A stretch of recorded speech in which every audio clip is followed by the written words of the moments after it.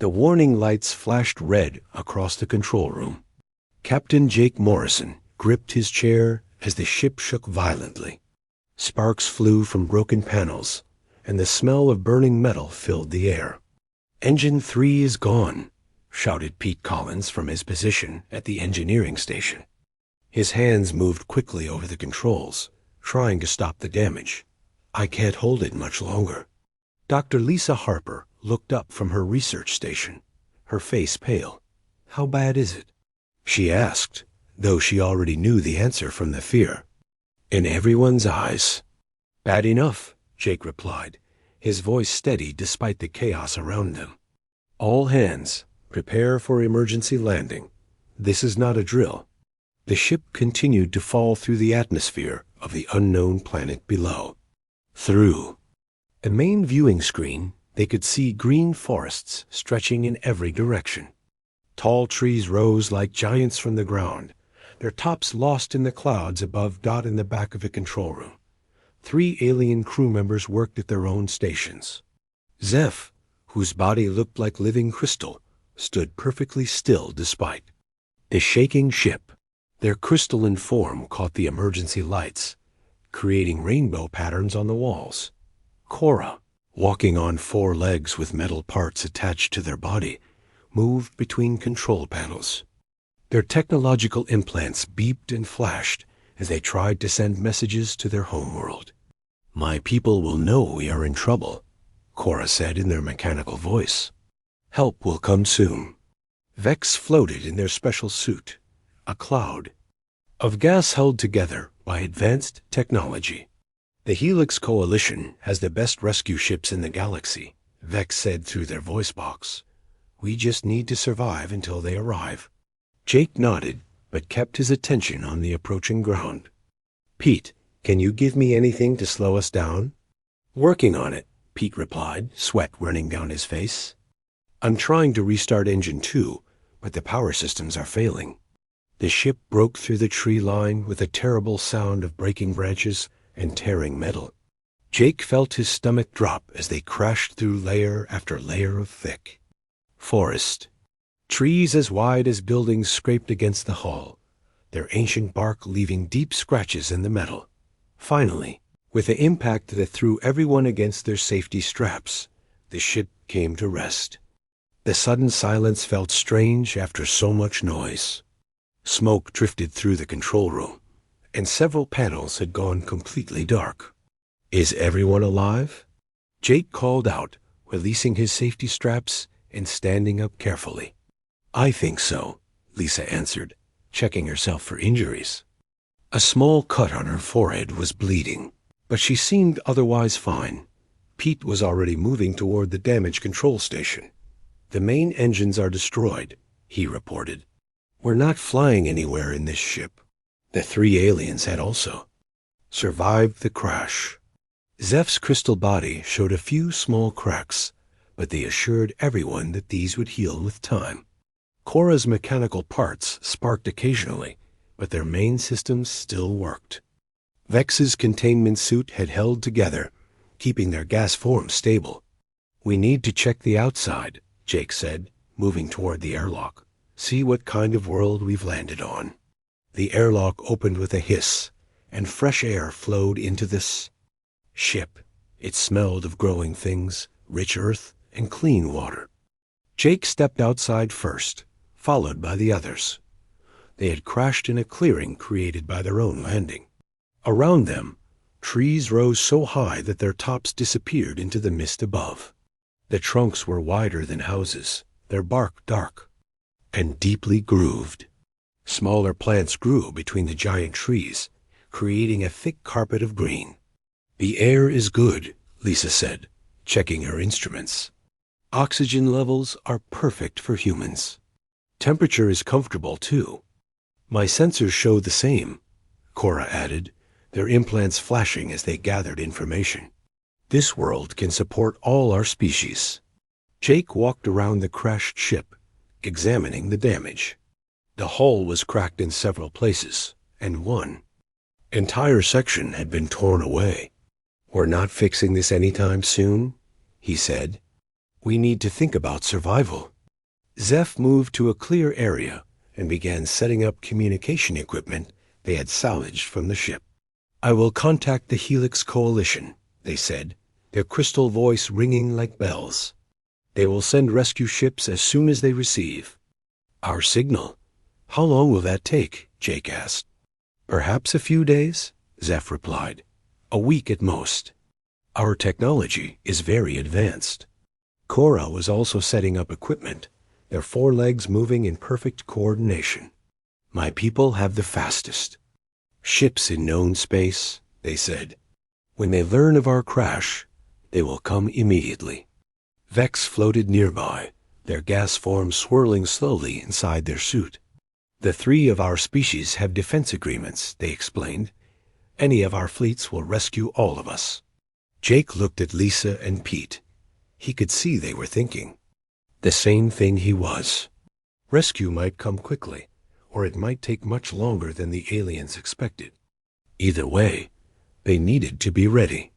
That's good news, Jake said to the aliens. While we wait for rescue, we should set up a proper camp. We'll need shelter, food, and water. Why? Zeph asked, their crystal head tilting in confusion. We have emergency supplies that will last until rescue arrives. Because things don't always go according to plan, Jake replied. It's better to be prepared. The aliens looked at each other, communicating in ways the humans couldn't understand.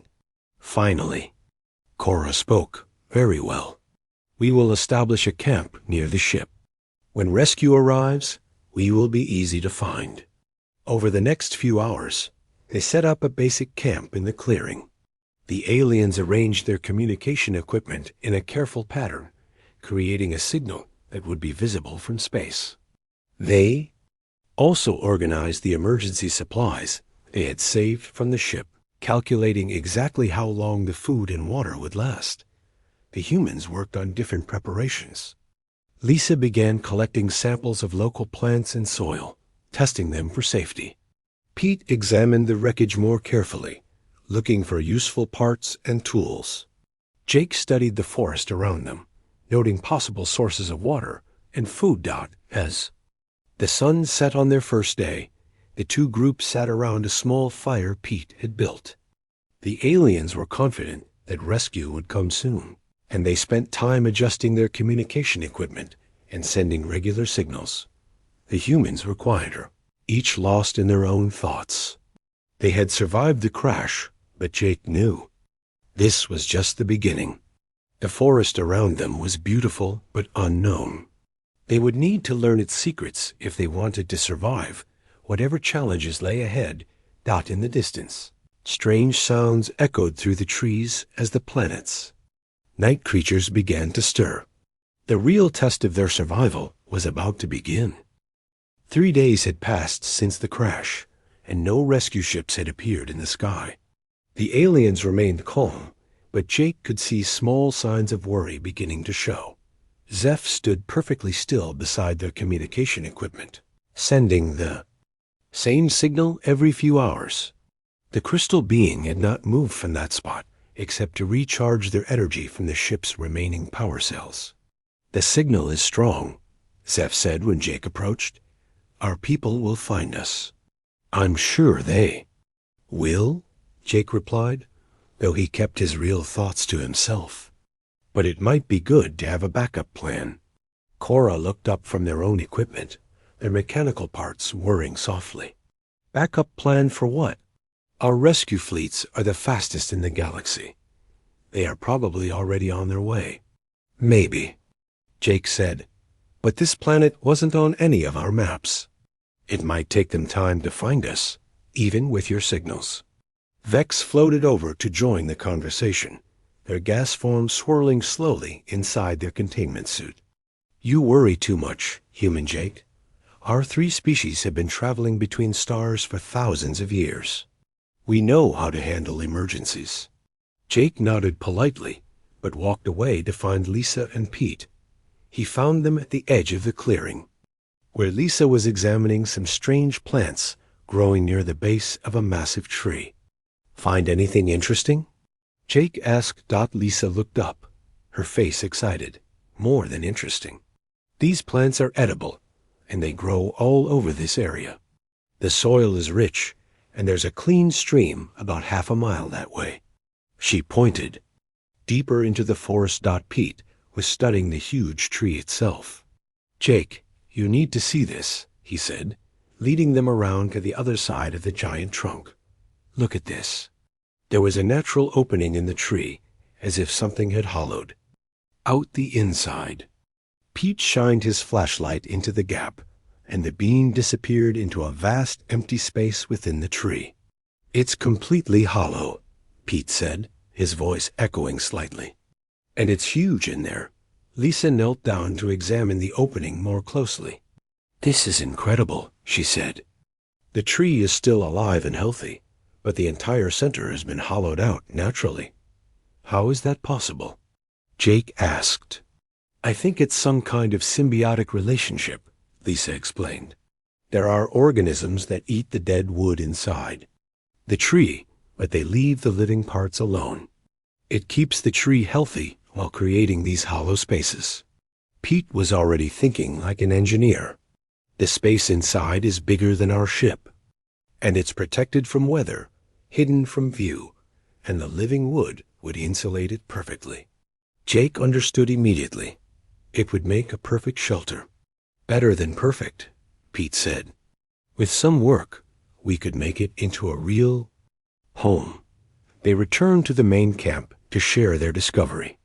The aliens listened politely as Lisa explained about the edible plants and the clean water source.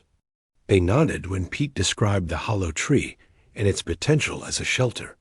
That is very interesting, Zeph said in their bell-like voice. But we should stay near the ship. When rescue arrives, they will look for us here first. We could leave markers, Jake suggested. Signs pointing to where we've gone. Cora's mechanical parts clicked as they processed this idea. Why would we need to go anywhere? We have emergency supplies. We have communication equipment. We have everything we need right here. For now, Jake said. But what if rescue takes longer than expected? It will not, Vex said firmly. Our people do not abandon their own. Jake looked at Lisa and Pete. They both understood what he was thinking. The aliens had advanced technology and great confidence in their rescue systems. But they had never been in a situation where they had to survive on their own for an extended time.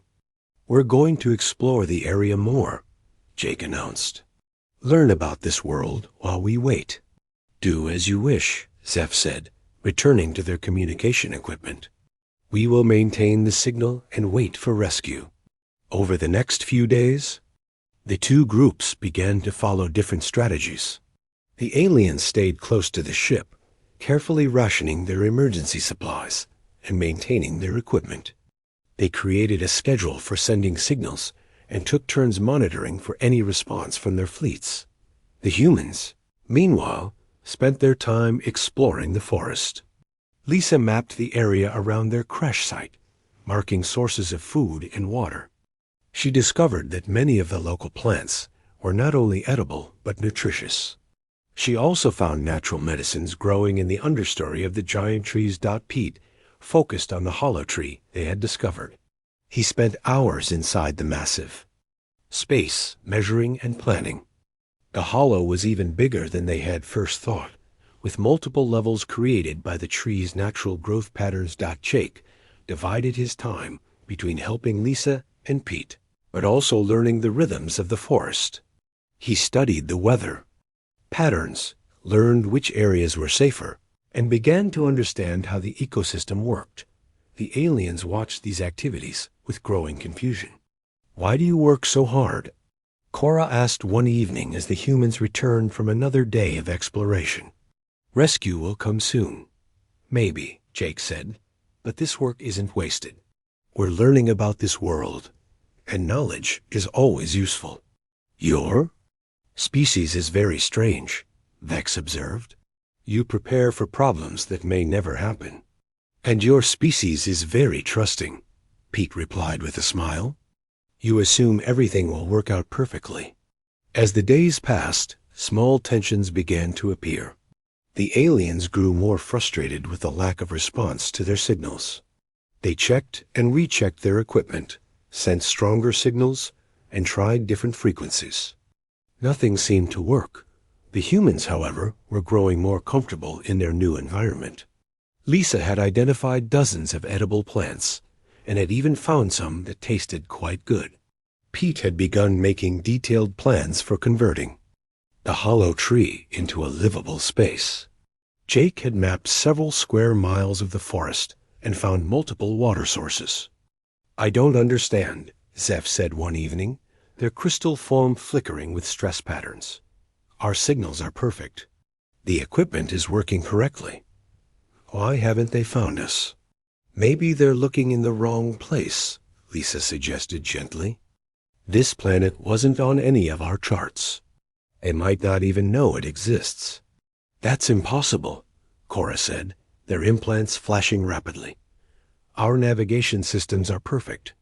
They know exactly where we were going. But we got pulled off course by the engine failure," Pete pointed out. "We could be thousands of miles from where we were supposed to be." The aliens considered this possibility, but it clearly upset them. Their entire plan depended on rescue coming quickly. They had never considered what would happen if rescue was delayed or if their people couldn't find them. "We should start preparing for a longer stay," Jake said carefully, "just in case." "How much longer?" Vex asked, their gas forms swirling more rapidly inside their suit. "I don't know," Jake admitted. "Maybe weeks. Maybe months." The aliens looked at each other, and the humans could see fear beginning to replace confidence. They had never planned for such a possibility. "We cannot survive here for months," Zeph said, her crystal voice cracking slightly. "Our supplies will not last." "That's why we need to learn to use what this world provides," Lisa said. "Food, water, shelter. It's all here if we know how to find it." "But we are not primitive beings," Cora protested. "We have technology. We have civilization." "Technology is wonderful," Jake said, "but it's not magic. Sometimes the old ways work better." As night fell on their 7th day on the planet, the two groups sat around their fire with very different thoughts. The aliens stared at the sky, hoping to see the lights of rescue ships. The humans looked at the forest around them, seeing not a prison, but a world full of possibilities. The divide between them was growing wider each day. 2 weeks had passed since the crash. The aliens' emergency supplies were running low, and still no rescue ships had appeared. The confidence that had kept them calm was beginning to crack. "We need to make a decision," Jake said to Lisa and Pete, as they stood beside the huge hollow tree. "We can't keep waiting and hoping. We need to act." Lisa nodded, looking at her notes about the local plants and wildlife. "I've found enough food sources to keep us alive indefinitely. The water from the stream is clean and safe. This place can support us." Pete had been studying the hollow tree for days, measuring and planning. "I can make this work," he said confidently. "We can turn this into a real home." "Are you sure?" Jake asked. "It's a big project, and we don't have much in the way of tools." "I've been thinking about that," Pete replied. "We have some tools from the ship, and I can make others. The tree itself will provide most of what we need. Look." He led them inside the massive hollow space. The opening was wide enough for 3 people to walk through side by side. Inside, the space opened up into a vast chamber that stretched up into darkness above their heads. "The tree is still alive," Pete explained, shining his flashlight on the smooth walls. "These walls are living wood, which means they're strong and flexible. The tree's natural growth has created different levels. As it got older," he pointed his light upward, showing them natural platforms and ledges formed by the tree's internal structure. "We can use these levels for different purposes. Sleeping areas up there, Workspace down here, storage in between. What about ventilation? Lisa asked. Won't we run out of air? That's the beautiful part, Pete said excitedly. The tree is alive, so it's constantly exchanging gases with the outside. Plus, I've found several natural openings higher up that we can use for air circulation. Jake examined the walls more closely. The wood was smooth and warm to the touch, almost like it was welcoming them. How do we modify it without hurting the tree? Carefully, Pete said. I'll work with the tree's natural growth patterns, not against them. We'll be like those organisms Lisa found, living inside the tree while keeping it healthy. They spent the rest of the day planning. Pete sketched out ideas for platforms, stairs, and living spaces. Lisa identified which areas would be best for food storage and preparation. Jake thought about defense and safety. When they returned to the main camp, they found the aliens in a heated discussion among themselves. Zeph's crystal body was flickering with stress patterns, while Cora's mechanical parts were clicking rapidly. Vex's gas form was swirling so fast it looked like a storm inside their suit. Is everything all right? Jake asked. No, Zeph replied, their voice more strained than usual. Our signals are not reaching anyone. Either our equipment is failing, or ... Or what? Lisa asked gently. Or our people cannot find us, Vex finished. The admission seemed to pain them. Cora's implants flashed as they processed this terrible possibility. We cannot survive here much longer. Our supplies will be gone in days. Then come with us, Jake said. We're going to build a shelter in the forest. A place where we can survive as long as we need to. Build a shelter? Zeph asked, confused. You mean like primitive beings? I mean like smart beings who adapt to their situation, Jake replied. We'll show you what we're planning. The next morning, Jake led all 6 of them to the hollow tree. The aliens had never seen anything like it.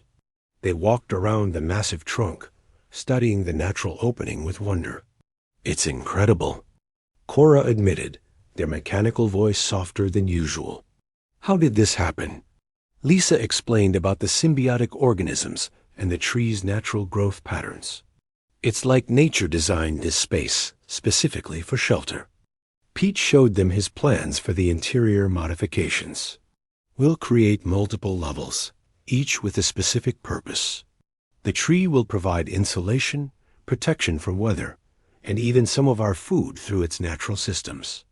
The aliens listened, but Jake could see they were still uncertain.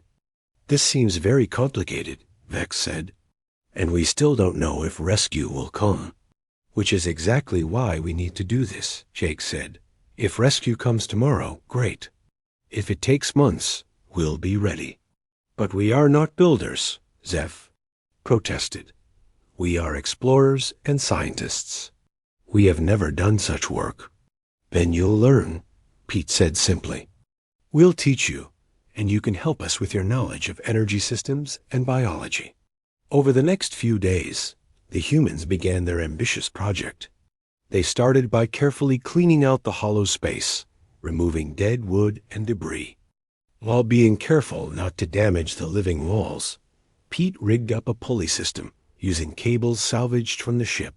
This allowed them to lift heavy materials up to the higher levels of the tree.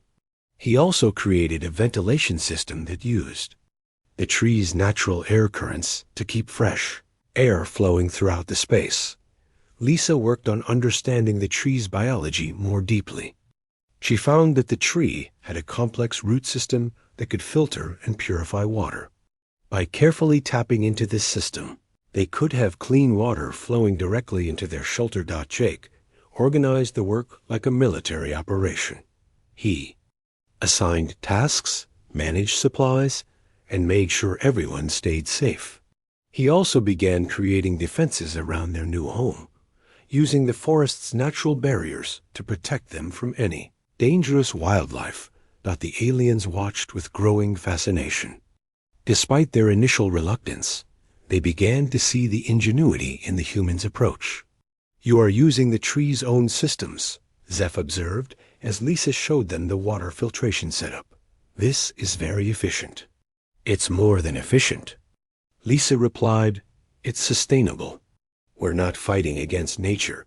We're working with it." Pete had created a workshop area on the ground level of the tree where he could build furniture and tools.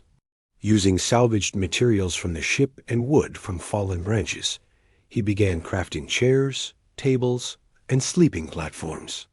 "Your species is very resourceful," Cora said, watching Pete work. "You make useful things from nothing." "Not from nothing," Pete corrected. "From whatever is available. That's the key to survival." As the work progressed, the aliens began to contribute their own expertise. Zeph's crystal body could detect structural weaknesses in the tree, helping Pete place supports in the right locations. Cora's technological knowledge helped them create better lighting systems using the ship's remaining power cells. Vex, whose gas form could reach into small spaces, helped with ventilation and found hidden passages within the tree that they could use for storage. "This is actually quite clever," Vex admitted one evening as they surveyed their progress. "We are creating something that serves all our needs." "And it's hidden," Jake added. "If there are any dangerous predators on this planet, they won't easily find us here." "You think there are predators?" Zeph asked nervously. "I don't know," Jake said honestly, "but it's better to be prepared." After 3 weeks of hard work, their tree home was beginning to take shape. The ground level served as a workshop and common area.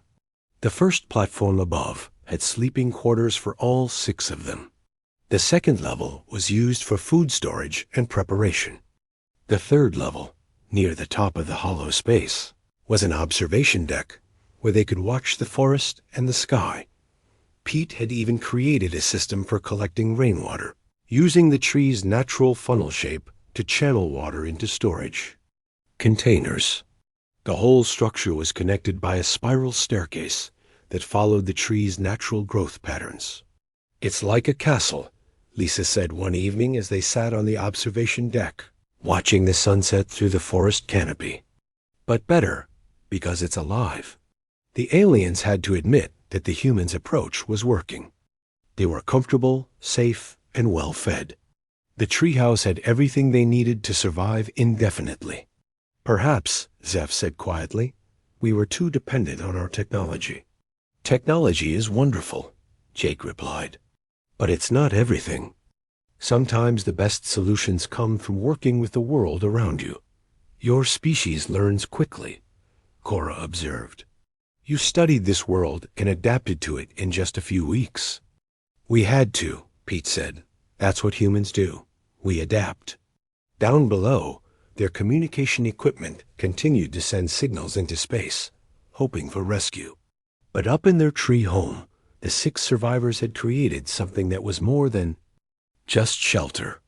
They had built a place where they could not only survive, but thrived out the real test of their new home would come with the changing seasons. But for now, they were ready for whatever challenges the planet might bring. 4 months had passed since the crash. The tree home had become a comfortable place to live, with each level serving its purpose well.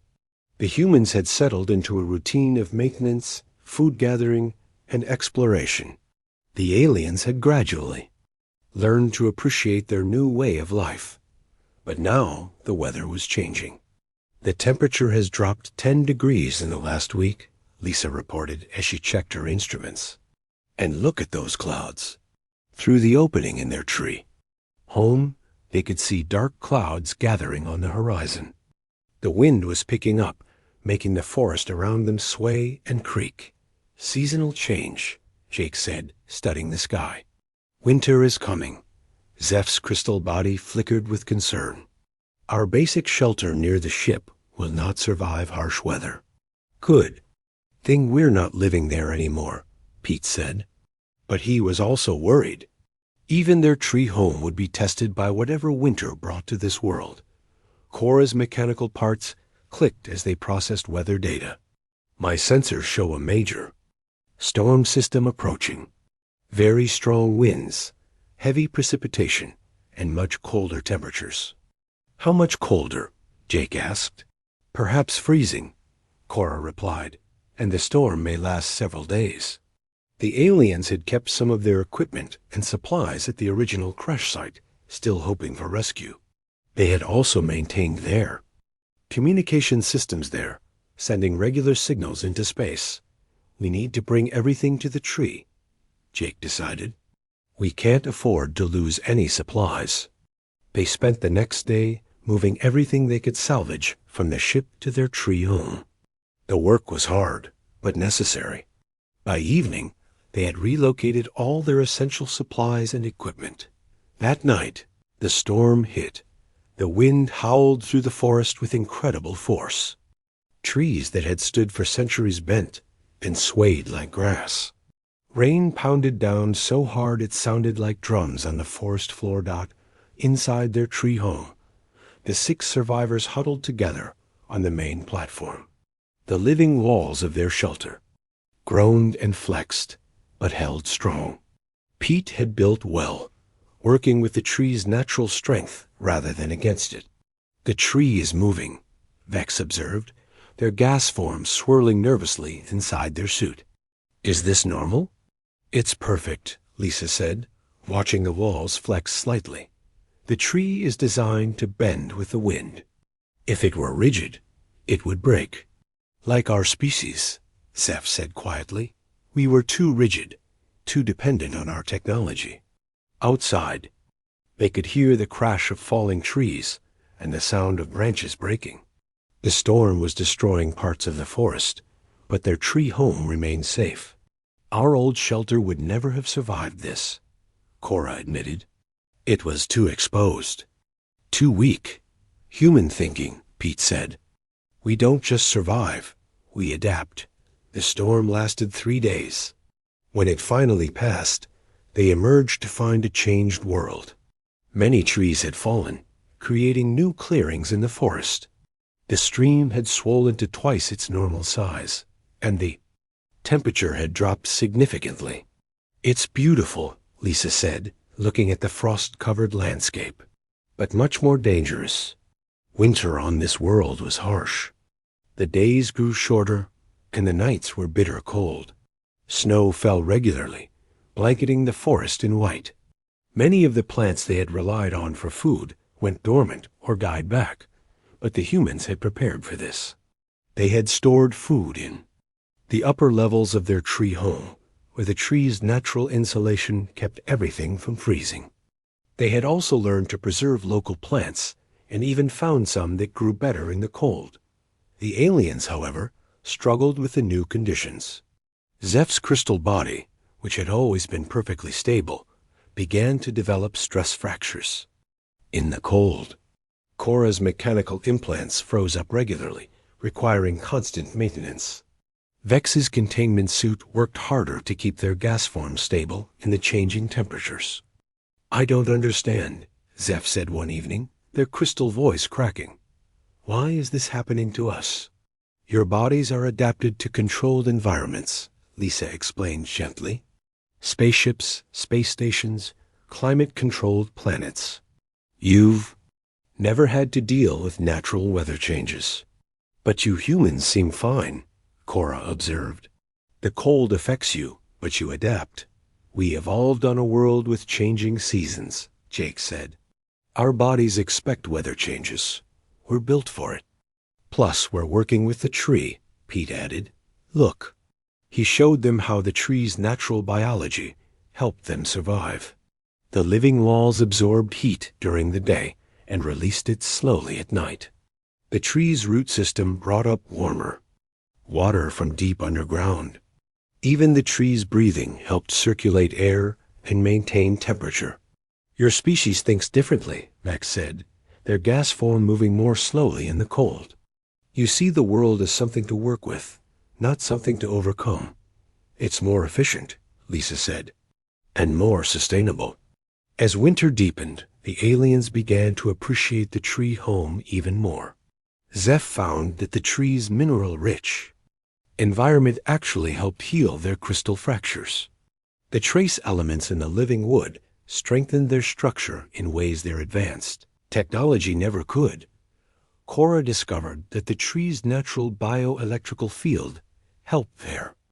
Implants functioned more efficiently. The organic energy was somehow more compatible with their mechanical systems than the artificial power they had always used. Most surprisingly, Vex found that the tree's natural filtration systems helped stabilize their gas form better than their mechanical suit. The tree's breathing created perfect air currents that supported their biology. "This is impossible," Vex said one day, floating more freely than they had in years.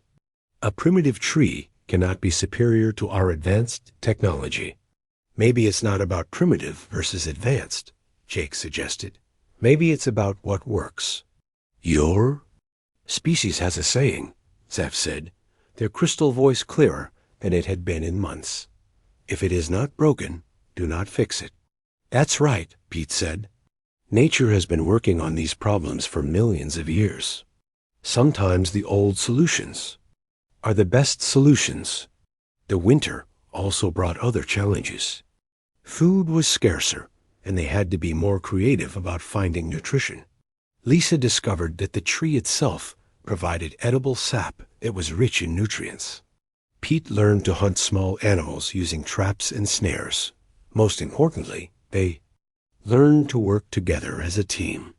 The humans taught the aliens practical skills like fire making, food preservation, and basic repairs. The aliens shared their knowledge of energy systems, biology, and advanced materials. "We are becoming something new," Cora observed one evening as they sat around their fire. "Not fully human, not fully our original species, but something that combines the best of both." "A hybrid culture," Lisa agreed, "taking the best ideas from everyone." "But will our peoples accept this when rescue comes?" Zeph asked. "Will they understand what we have learned?" "I don't know," Jake admitted, "but I know we're better survivors because of it." As winter reached its peak, they faced their greatest challenge yet. A massive blizzard struck the forest, bringing winds that made the first storm seem gentle. Snow piled up 20 feet deep, and temperatures dropped far below freezing. Their tree home weathered the storm perfectly, but they were completely cut off from the outside world. They couldn't venture out for food or water. They had to survive on what they had stored and what the tree provided. "This is it," Pete said on the second day of the blizzard. "The real test." But they were ready. Their food stores were adequate, their water system continued to work, and their shelter kept them warm and safe. The tree's living walls, actually, seemed to glow with a faint warmth, as if the tree was protecting them. "We're going to make it," Lisa said with confidence. "All of us. Together," Jake added. "As a team." When the blizzard finally ended, they emerged to find a world transformed. The forest was buried under pristine snow, and the silence was absolute. But their tree home stood strong, and they had survived the worst the planet could throw at them. "Our rescue ships could never have survived that storm," Zeph said, looking at the devastation around them. "Even if they had found us, they could not have reached us." "But we did survive," Cora said, "because we learned to work with this world instead of against it." "The humans were right," Vex admitted. "Sometimes the old ways are the best ways." As they stood in the snow outside their tree home, looking at the beautiful but dangerous world around them, they realized something important. They were no longer just survivors waiting for rescue. They had become something new, a community that could thrive in any environment, combining the best of all their species' knowledge and abilities. The real question now was not whether rescue would come, but whether they would want to leave when it did. Spring came slowly to the forest world. The snow melted, revealing new growth everywhere.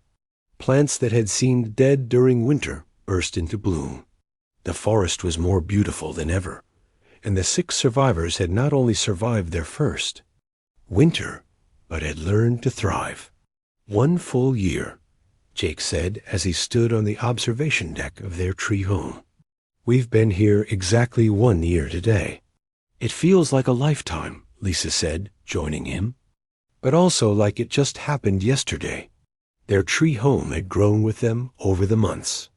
Pete had added new levels and improvements, working with the tree's continuing growth.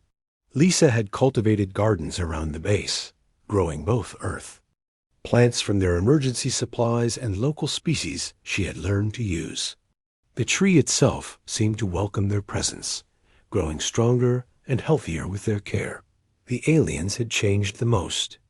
Zeph's crystal body now showed new growth patterns incorporating minerals from the tree and soil into their structure.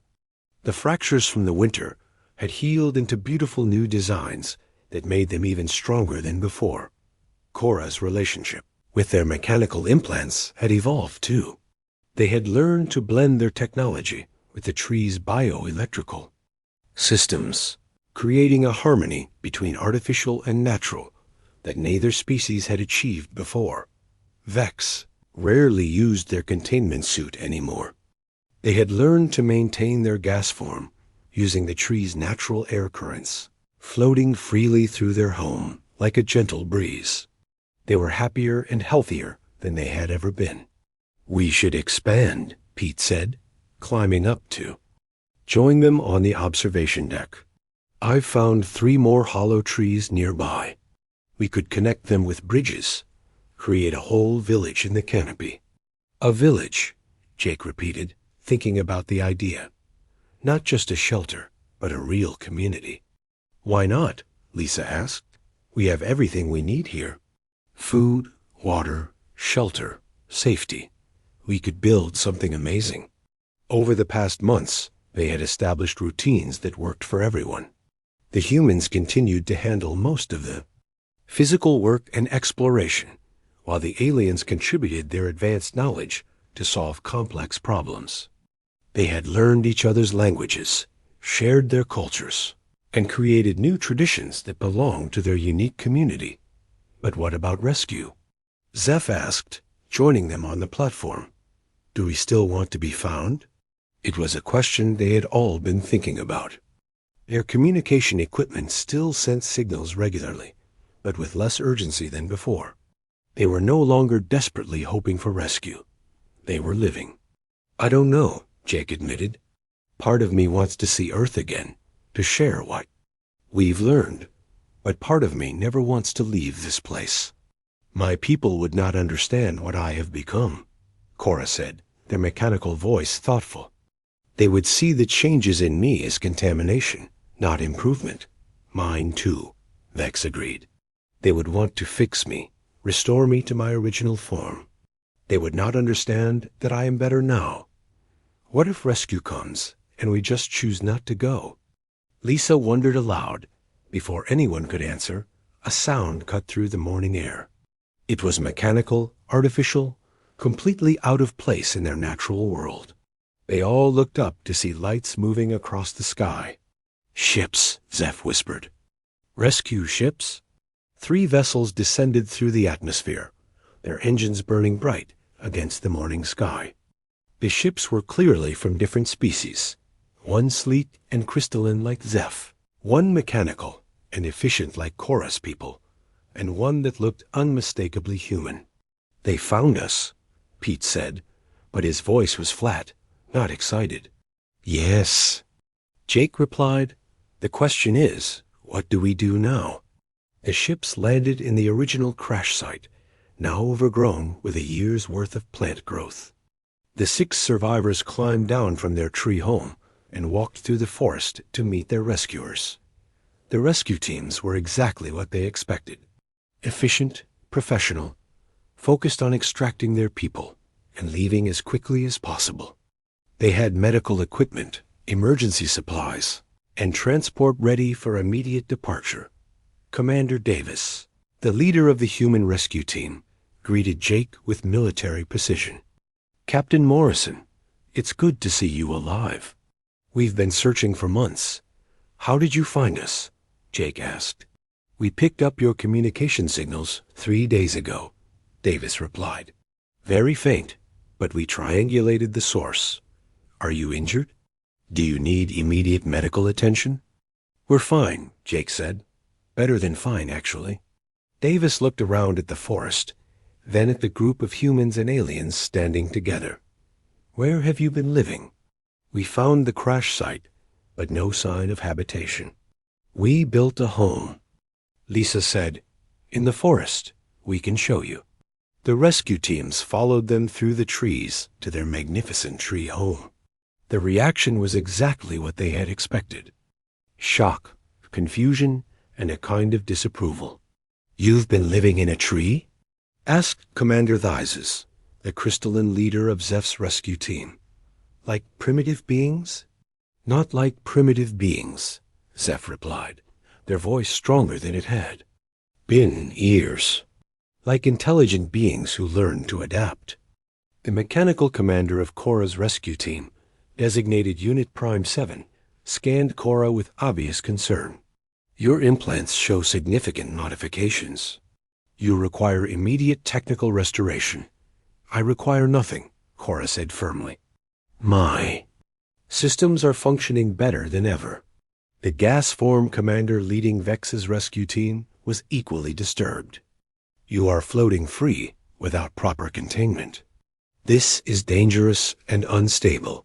This is freedom, Vex replied, swirling gently in the morning breeze. I have never been more stable. Jake watched the interactions and realized something important.